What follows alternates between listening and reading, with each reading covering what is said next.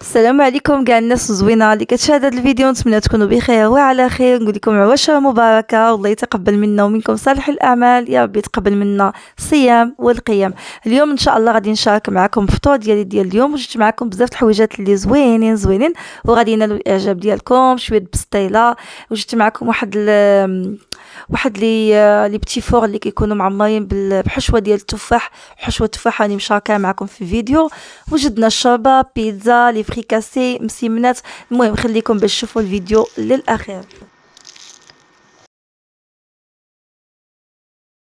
البنات انا هنا تعمدت انني نخليكم تسمعوا الصوت ديال القرمشه.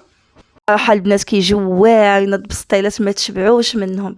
هذه هي اللي بتي فور اللي انا وجدتهم معكم بالتفاح، حتى هما راه كيجيو خطيرين وكتعمروا بهم الطابله ديالكم البنات. المهم البنات، اول حاجه انا كنبدا بها ومتعمده دائما كنوجدها هي الطابله، لان باش كتاخذ وقت بزاف البنات وكتهناو منها. اول حاجه كتوجدوا الطابله ديالكم كتهناو منها. بغيتكم تعطيوني الراي ديالكم في هاد لاتيم، يعني قولوا لي شنو رايكم في هاد اللوينات الزرق مع الارجنتي والطابله كي جاكم المنظر ديالها. الا عجبتكم ما تنسونيش تخليوا لي في التعليق ديال، واللي غادي يزور القناه ديالي اول مره ما تنسوش تفعلوا الجرس باش يوصلكم كل جديد معايا، ونقول لكم مرحبا بكم في الدار داركم والدار ديالكم بطبيعه الحال. ما تنسوناش من دوك اللايكات هما اللي كيطلعوا الفيديو، التعليقات باش تشجعونا ودائما نكونوا متواصلين معكم ان شاء الله. ومرحبا بكم مره اخرى.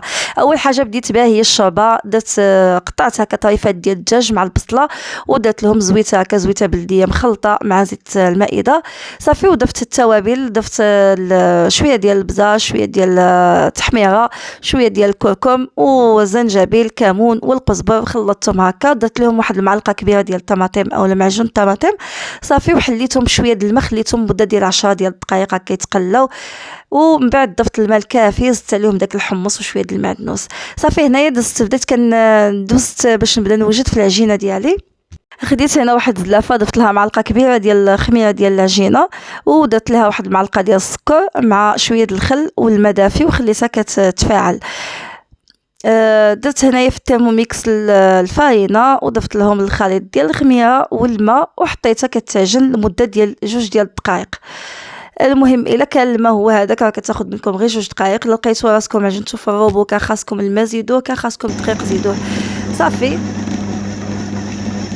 انا كنحاول نوريكم الجو ديالنا كيفاش صابح عندنا، كان عندنا شويه د الريح. المهم العجينه ديالي كملات، خديت واحد الاناء دهنته بشويه الزيت وحطيت فيه العجينه ديالي. بالنسبه لهاد الترموميكس يعني بسهوله يمكن لكم انكم تزولوا هاد الموس ديالو، تنزلوا العجينه بطريقه سهله. وكيسهل صراحه. صراحة أنا مني خديتو والله العظيم إلا رحمة، حتى العجينة ديالو كتجي واعرة البنات. المهم غادي نغطيو العجينة ديالنا نخليوها ترتاح. من بعد ما ارتاحت أنا شكلتها كمسيمنات وشكلت الفريكاسي، وفي نفس الوقت ما كنخليش فرصة أي حاجة كتكون عندي غير شوية د الوقت كنبدا نوجد حاجة أخرى. حطيت البيض كيتسلق، هذا بالنسبة للحشوة ديال الفريكاسي. وبالنسبة للفريكاسي كما شكلتو غطيتو خليتو يرتاح شوية باش يسهل عليا أنني نطرحو. طرحت الفريكاسي ديالي، غطيتهم وخليتهم تيخمروا. هذه العجينه اللي كنوريكم في البلاستيك، العجينه اللي كانت شاطت ليا، ما كاين ما اروع من البيتزا بالعجينه اللي كتكون بايته البنات. صدقوني كتجي خطيره. حتى في البيتزايات الكبار اصلا كنعجنوا العجينه وكنبيتوها عاد كنخدموا بها. المهم بديت هنا كنوجد في المسمن، هو بديت كنطيب فيه المسمن، جا كيحمق البنات.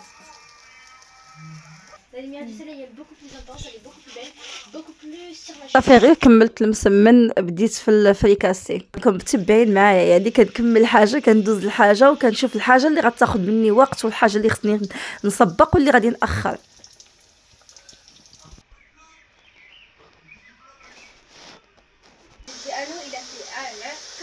كما كتشوفوا هنايا بديت كنقلي في الفريت من بعد ما كملت الفريكاسي، وبديت كنعمر في البيتزا ديالي. البيتزا اللي كنت طرحتها قبل وخليتها حتى كملت، يعني طيبت المسمن وكملت طيبت الفريكاسي. عاد دزت بديت كنعمر في لاصوص، بديت كنعمر فيها بلاصوص ديالها. انا هنا درت 2 يعني ديال الحشوات. درت حشوه ديال الصومو وحشوه ديال الطون، حيت ماشي كلشي كياكل ليا الصومو. صراحة البنات البيتزا والله العظيم جات واعرة ما تشبعوش منها. صافي مباشرة هنايا دزت فتحت هاد لي فريكاسي وكنوريكم يعني كيفاش دايرين، كيفاش مفشفشين ومن الداخل كيجيو واعرين. هادو بالنسبة لهادوك لي شوسون ديال التفاح. خديت هنا كانت عندي لا بات فريزي صراحة ماشي اللي صوبت العجينة ديالها، ما كانش عندي الوقت، كانت عندي حاضرة، جبدتها وقطعتها دوائر ودرت فيها الحشوة اللي كنت موجدة من قبل، كتجي واعرة وكتعمروا بها الطاولة ديالكم البنات. قلتهم ودزت هنايا بديت كنوجد في اللوز اللي غادي نعمر به البسطيلة. درت شويه د القرفه، معلقه ديال القرفه، معلقه ديال الزبده والماء زهر وخلطتهم مزيان. غادي نستعمل بات فيلو البنات، الفيلو خطيره، واحد القرمشه، وراه ماشي غير القرمشه، راه كتقدروا توجدوها وتبقى ما كتنشفش لكم الباط الا كنتو داهنينها مزيان وكتطول معاكم، وحتى القرمشه كتبقى سبحان الله واخا توجدوها نهار كامل كتبقى شاده محافظه على ديك القرمشه ديالها.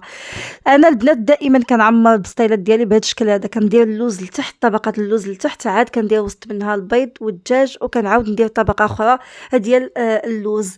الطبقه لتحت ديال اللوز البنات راه كتخلي لكم البسطيله ديالكم والورقه ديالكم ما كتقطعش من التحت وما كتفزقش، كتجي واعره وكتحسوا بها مغيره. المهم عمرنا البسيطيلات ديالنا، دخلتهم كما درت لهم هذا الشكل. المهم الشكل اللي كتبغيو ديروا، انا شكلتهم بحال شكل وريضه هكا ودخلتهم للفرن على المهم كتحضيوهم، وما غاديش نقول لكم 180 190، المهم كتدخلوهم غير على 180 هكا وكتبقاو حاضينهم. الا كان عندكم الفرن ديالكم سخون بزاف كتحاولوا تنقصوا لانه ما كيبغوش الفور يكون سخون بزاف باش ما تحرقش لكم الورقه.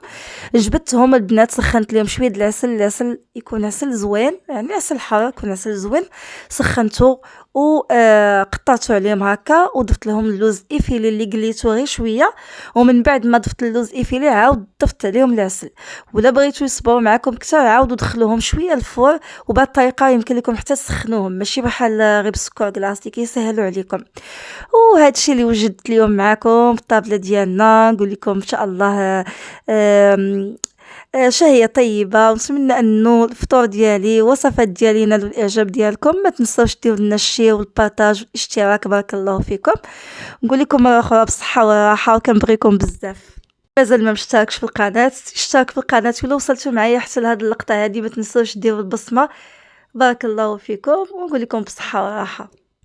بغيت نقول لكم هنا هما راهم شادين فيا وانا كنصور في الفيديو، ما بالك لنا صافي بركه بغينا ناكل وجانا الجوع هذا الشيء وكيضحكوا كل واحد واش كيقول. المهم قلت لهم التصوير هو اللي خصني نكملو، وهذا الشيء اللي كاين. نقول لكم عاوتاني مره اخرى بالصحه والراحه والسلام عليكم.